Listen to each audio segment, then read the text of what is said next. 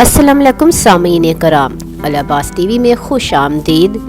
सामीन कराम, आज हम आपको हज़रत सालेह अलैहिस्सलाम और उनकी ऊँटनी का किस्सा सुनाएंगे, लेकिन इस बारे में मज़ीद बताने से पहले आप हमारे चैनल अल अब्बास टीवी को सब्सक्राइब कर दें और बेल आइकन को प्रेस कर दें ताकि इस तरह की मज़ीद इस्लामिक वीडियोस देखने को मिलती रहें। सामीन इकराम, समूद एक मशहूर कबीला है जिसको इनके जद्दे अमजद समूद के नाम की मुनासबत से समूद कहा जाता है। समूद और जदीस दोनों भाई हैं।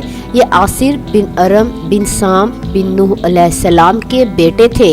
ये अरब आरबा हैं। इनकी रिहाइश हजर में थी जो हिजाज और तबूक के दरमियान एक इलाके का नाम है।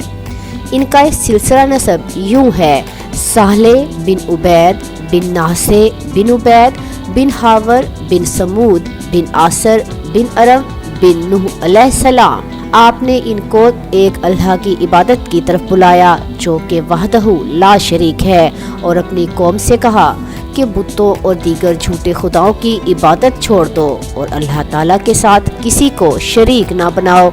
तो इनमें से चंद लोगों ने हज़रत सालेह अलैहिस्सलाम की ऊँटनी को कत्ल कर दिया था, जिसको अल्लाह ताला ने बतौर निशानी इनके लिए भेजा। बस अल्लाह ने इनको बड़े गालिब कवि पकड़ने की तरह पकड़ लिया। चुनाचा कुरान पाक की सूरत आराफ में अल्लाह ताला ने हज़रत सालेह अलैहिस्सलाम और इनकी कौम समूद के मुतल्लिक इरशाद फरमाया, और कौम समूद की तरफ इनके भाई सालेह को भेजा। तो सालेह ने कहा, इसी के मुतल्लिक इशारा करते हुए अल्लाह ताला ने फरमाया, और वो एक चाल चले और हम भी एक चाल। समूद की कौम के बाकी लोगों के चेहरे सर्द हो गए, जिस तरह के सालेह अलैहिस्सलाम ने इनको डराया था। जब शाम हुई सब पुकार उठे। वो एक दिन गुजर गया, फिर जुमे के दिन इनके चेहरे सुर्ख हो गए। जब शाम हुई तो कहने लगे, मोहलत के 2 दिन गुजर गए। जब हफ्ते की सुबह हुई तो जो इनकी मोहलत का आखिरी और तीसरा दिन था, तो इन सब के चेहरे सयाह हो गए। जब शाम हो गई तो आवाज़ें लगाने लगे, मोहलत की मुद्दत गुजर गई।